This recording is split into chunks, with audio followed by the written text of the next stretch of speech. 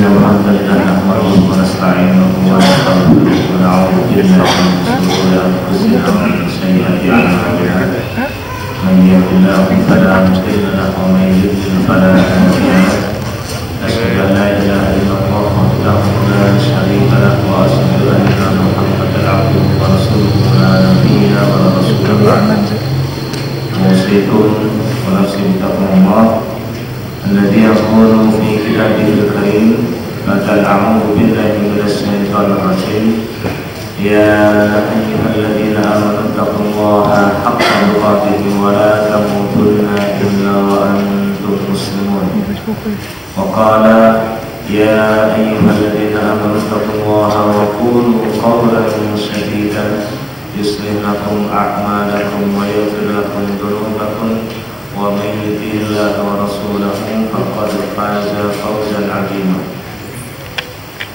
وقال رسول الله صلى الله عليه وسلم اتق الله حيثما كنت واعط سيئة الحسنة تمحوها وخالق الناس بالحسنة اللهم ارحمنا بالقرآن صدق الله العظيم وصدق رسوله الكريم أما بعد فإن أصدق الحديث كتاب الله وخير الهدي هدي محمد صلى الله عليه وسلم وشر الأمور محدثاتها وكل محدثة بدعة وكل بدعة ضلالة وكل ضلالة في النار.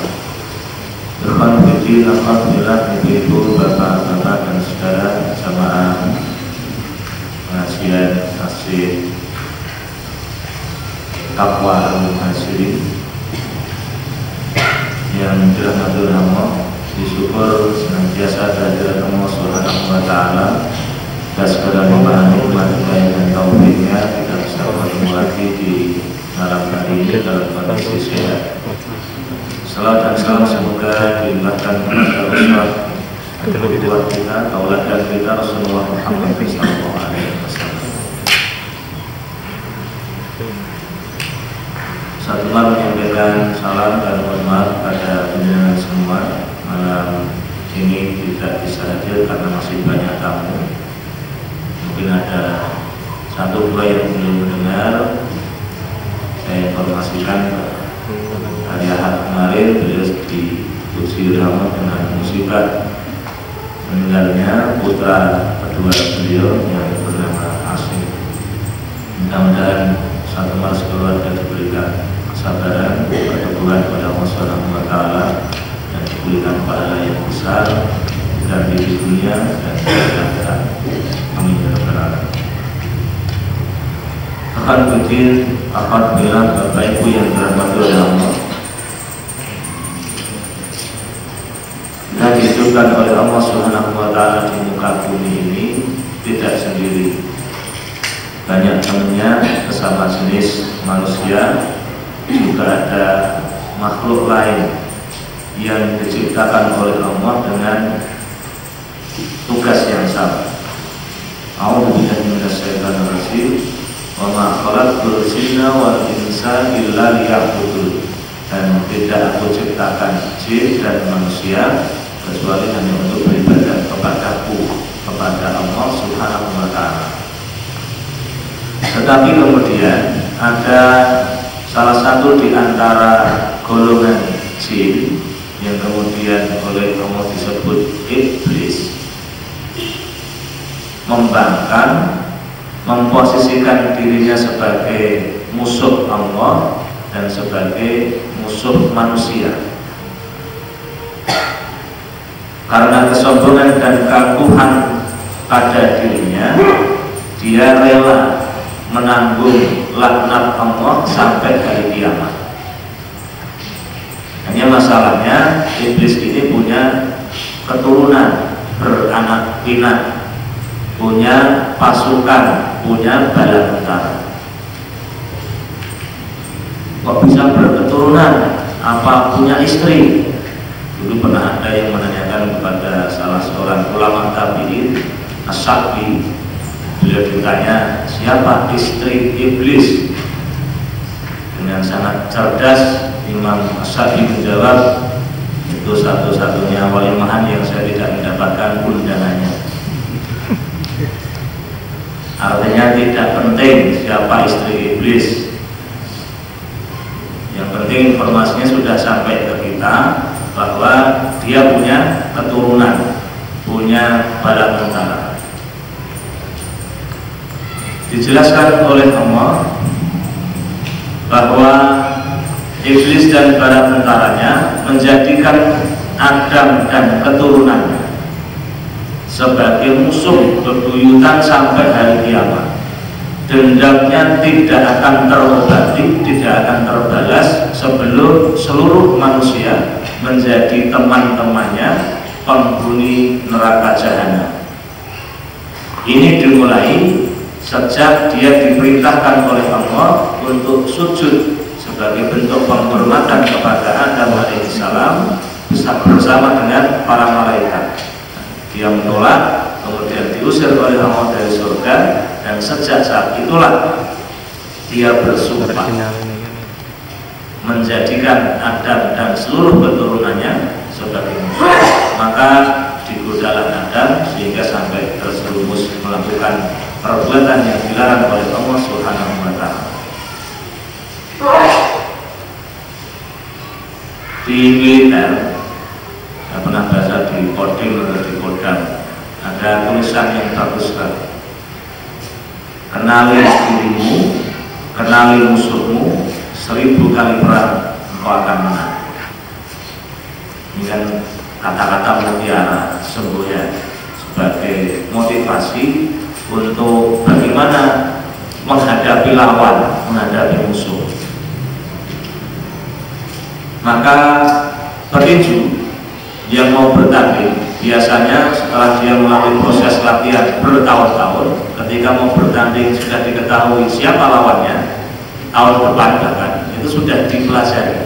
Gaya tarung lawan saya seperti ini, kelebihannya ini, dia posturnya tinggi, jangkauannya panjang, saya 10 cm lebih rendah. Maka taktik dan strategi apa yang harus saya lakukan dan saya siapkan untuk menghadapi lawan saya ini. Kemudian setelah bertanding, terpilihlah yang terbaik di antara mereka berdua sebagai pemenang. Bapak Ibu yang dirahmati oleh Allah, kita berhadapan dengan musuh kaum mukminin, kaum muslimin. Selain orang kafir adalah setan, jin kafir, iblis, yang punya kelebihan dan kita punya kekurangan. Kelebihan mereka bisa melihat kita, kekurangan kita tidak bisa melihat mereka. Bayangkan kalau kita tinju, lawan kita tidak kelihatan dan dia bisa melihat kita, remek, mana tahu-tahu pom. Nah, setan itu seperti itu. Mereka bisa melihat kita, sedangkan kita tidak bisa melihat mereka. Bagaimana menghadapinya? Nah, supaya pertarungan menjadi seimbang, Allah membuka rahasia iblis dan bala tentaranya kepada kita sebagai lawan mereka. Sebab kalau kita tidak dikasih tahu, tidak dikabari rahasia mereka, pertarungan tidak seimbang. Kita kalah terus. Sudah dikasih tahu rahasia aja masih sering kalah kan. Bangun jam 5:30 kan kalah tarung. Sebagai bentuk pengumuman kemenangannya, dia kencing di telinga kita.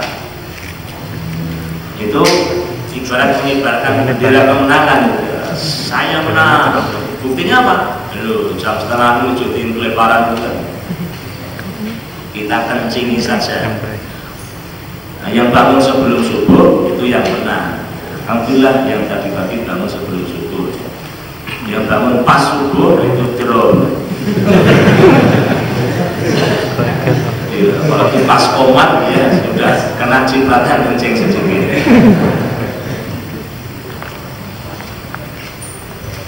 Nah, Allah memberikan informasi kepada kita langkah-langkah iblis dalam menggoda manusia.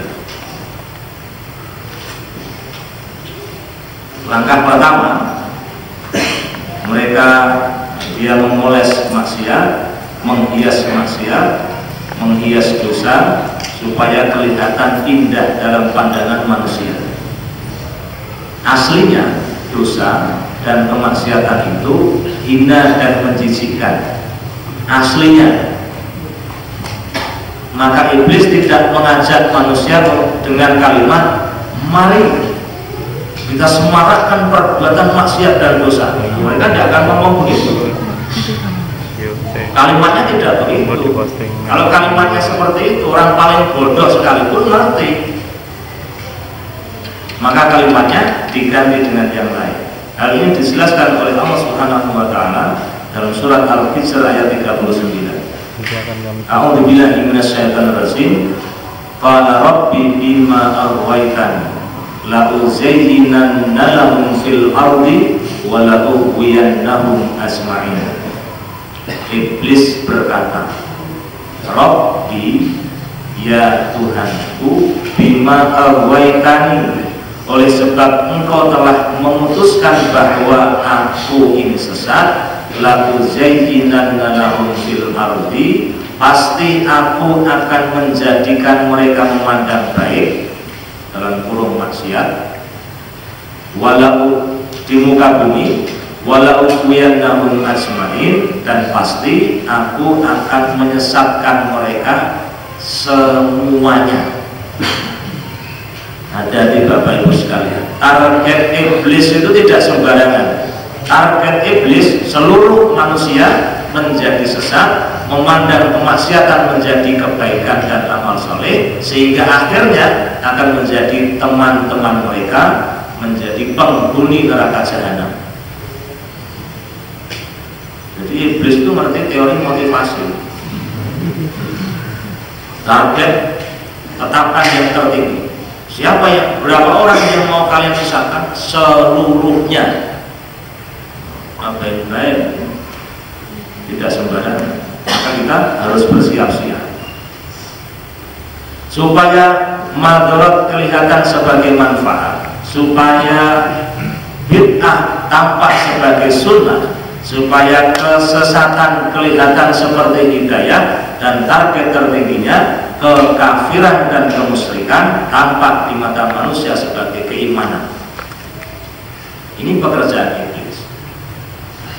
Iblis punya bala tentara, dan di antara bala tentaranya itu adalah manusia. Dari kalangan jin-jin kafir disebut juga setan, nah dari kalangan manusia itu juga disebut setan. Setan dari kalangan manusia. Nah mereka ini tangan panjang iblis.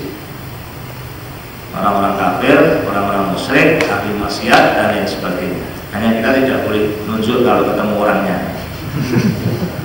Bisa motornya lebih besar. Juga tidak boleh ngajari ke anak-anak suruh nunjuk setan, itu juga tidak boleh. Lihat TV gitu ya, lihat pakaian perempuan berpakaian ini. Itu siapa kok pakaiannya kok terbuka tuh, setan itu. Makanya ibunya, Mi, kok kok nggak pakai jilbab ya? Oh itu setan.